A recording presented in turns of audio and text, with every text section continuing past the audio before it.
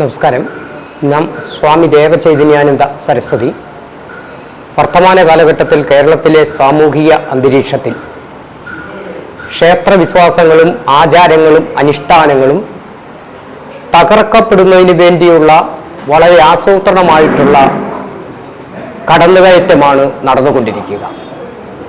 കേരളത്തിൽ മാറിയും തിരിഞ്ഞും അധികാരത്തിൽ വരുന്ന മുന്നണി രാഷ്ട്രീയം അനന്തപുരിയുടെ അന്തഃപുരത്തിൽ അന്തിയിറങ്ങുന്ന രാഷ്ട്രീയക്കാരുടെ കീഴാരന്മാരെ കുടിയിരുത്തുന്ന കുടിലുകളാക്കി കേരളത്തിലെ ക്ഷേത്രങ്ങളെ അധപ്പതിപ്പിക്കുന്ന സാമൂഹിക സാഹചര്യമാണ് നിലനിൽക്കുക.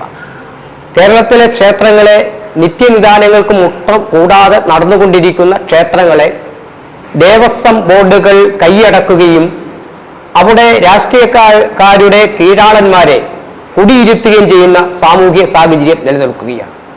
ക്ഷേത്രങ്ങളിൽ നിലനിർത്തേണ്ടതും വരും തലമുറകൾക്ക് പകർന്നു കൊടുക്കേണ്ടതുമായിട്ടുള്ള ക്ഷേത്ര ആചാരങ്ങളെയും അനുഷ്ഠാനങ്ങളെയും വിശ്വാസങ്ങളെയും തച്ചു തകർക്കുന്നതിന് വേണ്ടിയുള്ള ബോധപൂർവമായ പരിശ്രമങ്ങളും ഇന്ന് കേരളത്തിൽ ക്ഷേത്രങ്ങളിൽ നടന്നുകൊണ്ടിരിക്കുകയാണ്.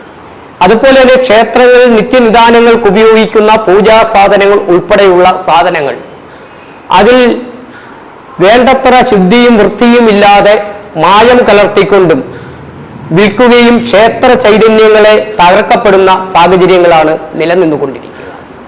ഇത്തരം കാര്യങ്ങളിൽ കേരളത്തിലെ ക്ഷേത്ര വിശ്വാസികൾ സംഘടിക്കേണ്ടത് അനിവാര്യതയായ ഒരു കാലഘട്ടത്തിലാണ് നമ്മൾ ജീവിച്ചുകൊണ്ടിരിക്കുക. അതുകൊണ്ട് കേരളത്തിലെ ദേവസ്വം ബോർഡുകൾ രാഷ്ട്രീയക്കാരുടെ കളിത്താവളങ്ങളാക്കി ക്ഷേത്രങ്ങളെ മാറ്റുന്നതിൽ നിന്നും ദേവസ്വം ബോർഡ് പിടിയിൽ നിന്നും ക്ഷേത്രങ്ങളെ വിമോചിപ്പിക്കുകയും ക്ഷേത്രവിശ്വാസികൾക്ക് വിട്ടുകൊടുക്കുവാനുള്ള സാഹചര്യം ഉണ്ടാകണം. അതുപോലെ തന്നെ കേരളത്തിലെ മിക്ക ക്ഷേത്രങ്ങളിലും വളരെ ആസൂത്രണമായി മറ്റിതര മതങ്ങളുമായി ബന്ധപ്പെട്ടിട്ടുള്ള വിശ്വാസങ്ങളും ആചാരങ്ങളും നടത്തുന്നതിനുള്ള സങ്കേതങ്ങളാക്കി മാറ്റുന്നു എന്നുള്ള പരാതി കേരളത്തിന്റെ മിക്ക പ്രദേശങ്ങളിലും മിക്ക ക്ഷേത്രങ്ങൾ കേന്ദ്രീകരിച്ച് ഉയർന്നു വരുന്ന സാഹചര്യമാണ്. അതുകൊണ്ട് മതേതരത്വത്തിന്റെ മകുടോദാഹരണമായി മാലോകർക്ക് മുമ്പിൽ ഈ കൊച്ചു കേരളത്തെ ഉയർത്തിക്കാട്ടുന്ന ഭരണകൂടം കേരളത്തിലെ ഭൂരിപക്ഷം വരുന്ന ഹൈന്ദവ വിശ്വാസങ്ങളെ നിലനിർത്തുവാനും സംരക്ഷിക്കുവാനുമുള്ള പ്രതിബദ്ധതയും ബാധ്യതയും ഏറ്റെടുക്കണമെന്നാണ് ഈ അവസരത്തിൽ പറയുവാനുള്ളത്.